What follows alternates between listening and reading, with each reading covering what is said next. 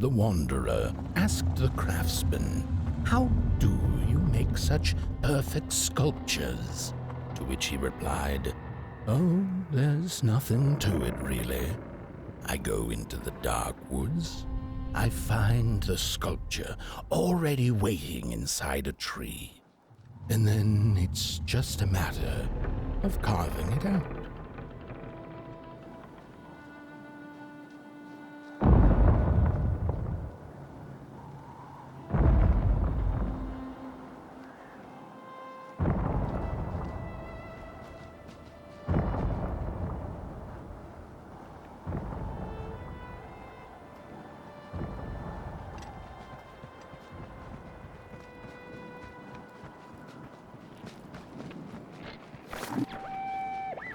When I was a child, I exchanged letters with a monster in the woods. We were best pals, and we shared all our secrets with each other. One day, my sister told me that the monster wasn't real, that she'd written me all those letters to play a joke on me. But the joke's on her, because I knew the truth about the monster in the woods. And we exchange letters to this day.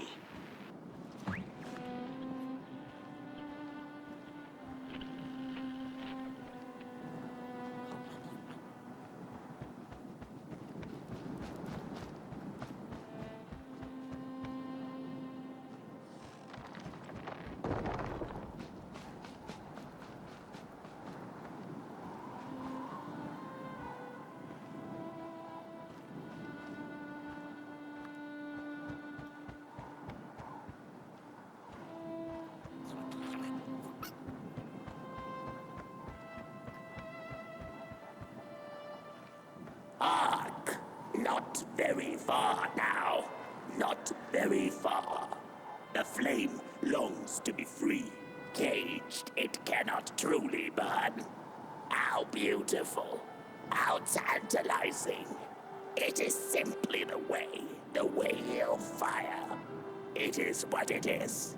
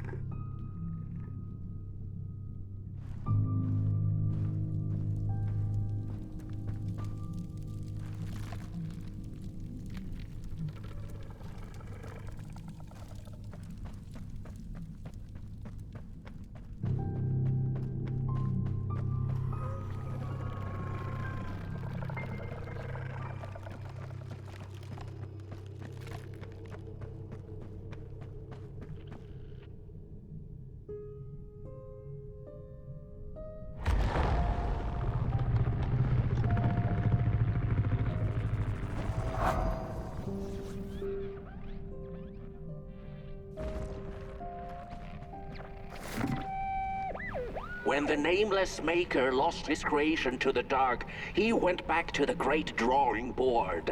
In his desperation to regain control, he made an attempt to sculpt the face of the dark itself, something he thought he'd glimpsed in his nightmares. But the face wormed itself out of his mind's eye, and instead his twisted sculptures came alive, grinning and many-legged. Thus, the Grinners escaped and seeped into this world as a reminder to the Maker that there is always something to smile about, even when things don't go the way you hoped.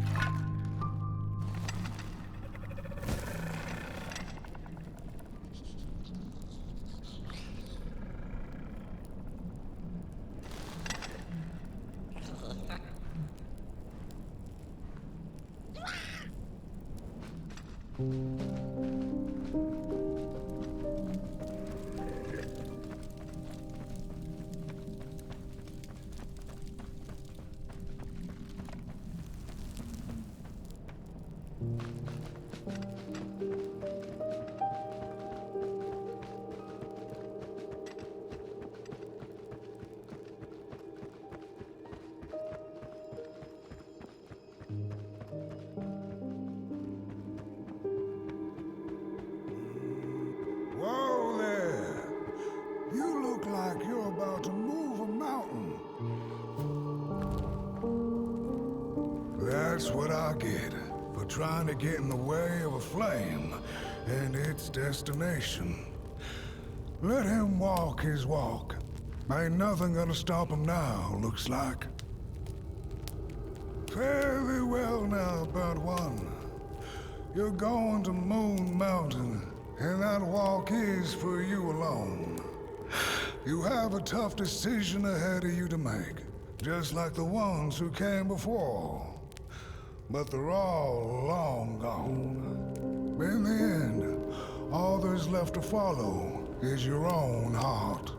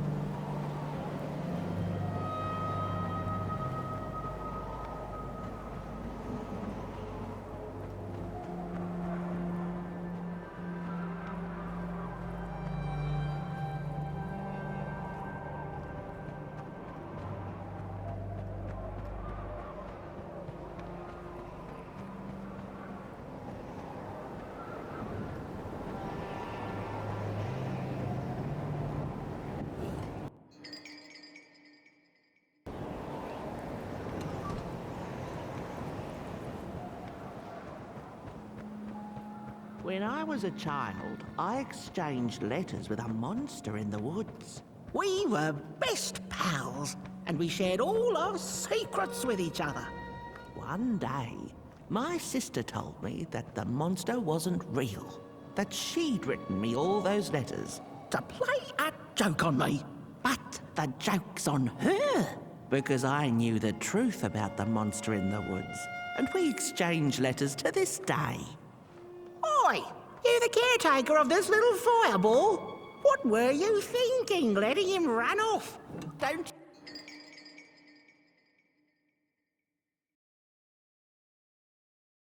You know how precious he is. Oh, yes you are. A real sunbeam.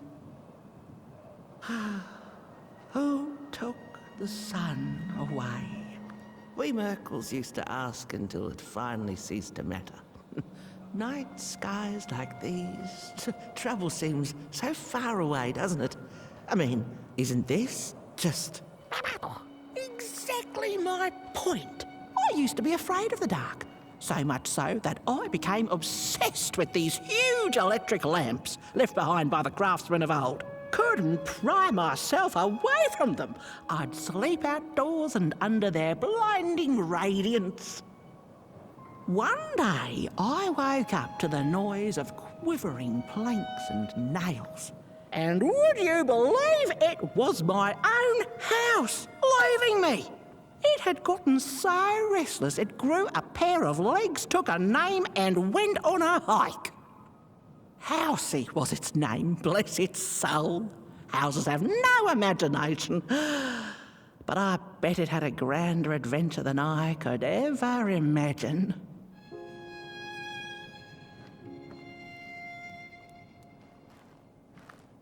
This little flame is your home, burnt one.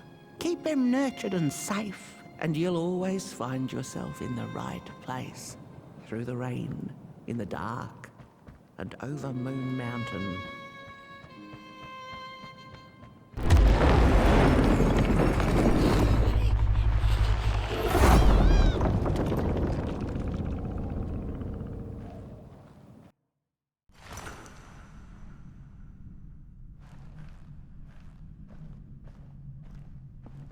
What is the dark? Is it ugly and cruel? Is it a place for monstrosities, for fools lost in the woods? A terrible void where all your nightmares come true. The dark could be a friend, perhaps a space where we might find each other, all of us equal under its cloak.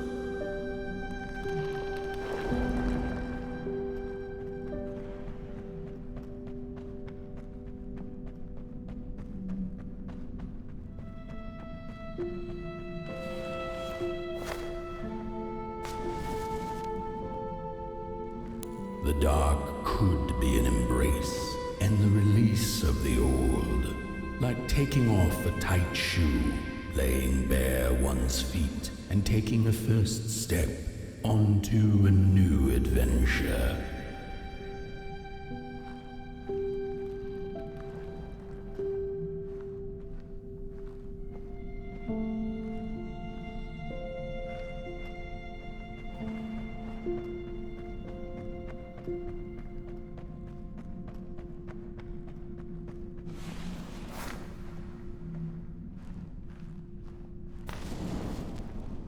The dark could be a moment of clarity and calm, a break through icy clouds and the shameful stories we tell ourselves that fetter us to the clay and mud.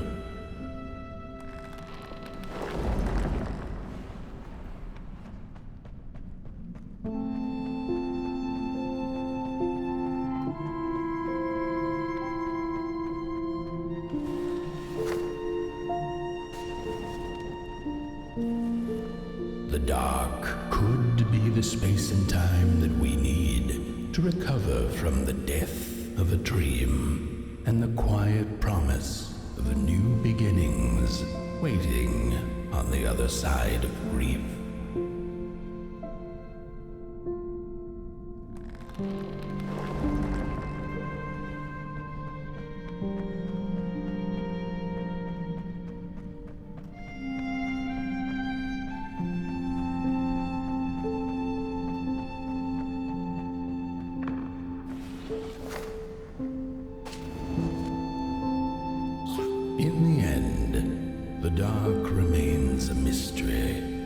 its secrets locked away behind the stars. But one can rest assured that it is always there, watching, patiently waiting for us to enter it, with fire in our hearts and with eyes wide open.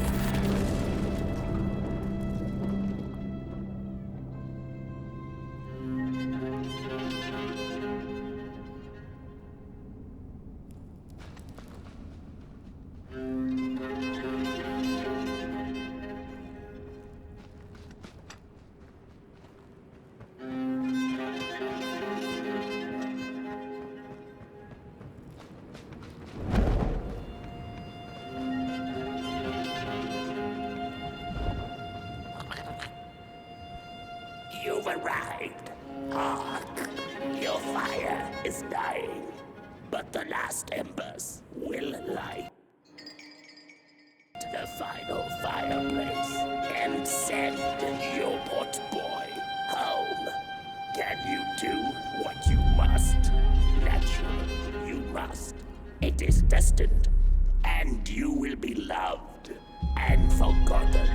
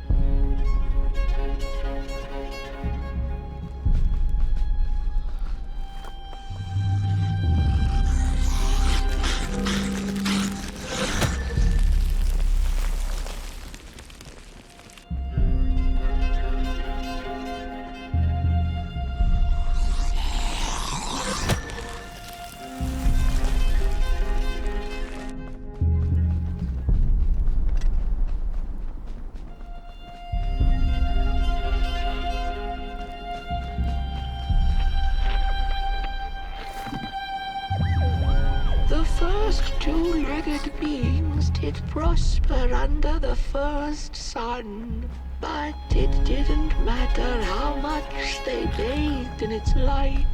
They craved more. They sought to cage the sun, harness its power, and make it theirs. But the makers in their foresight had put the sun far, far away, so far that no creature could reach it. That's why, in their desperation, the two-legged ones began to collect matches, lighting them like minuscule suns of their own. But there are only so many matches in this world, and one day they'll run out, and they shall once again look to the sun.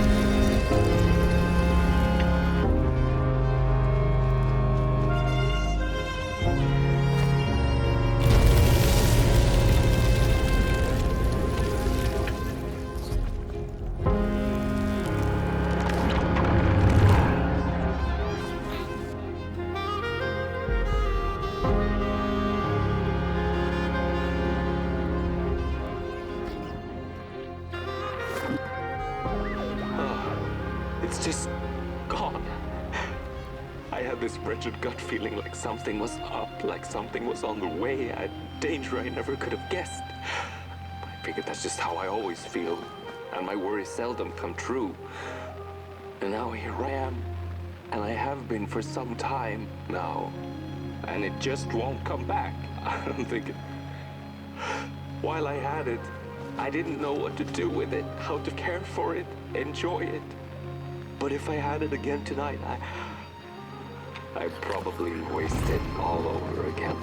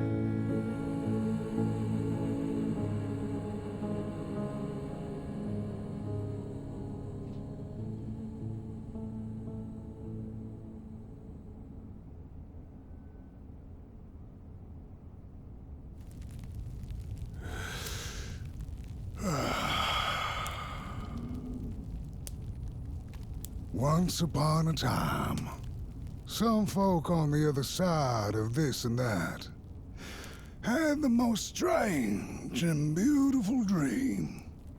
I hope that tonight you caught a glimpse of it, and I wish you the levity and grace to smile in the darkest of times and on the way down your midnight walk.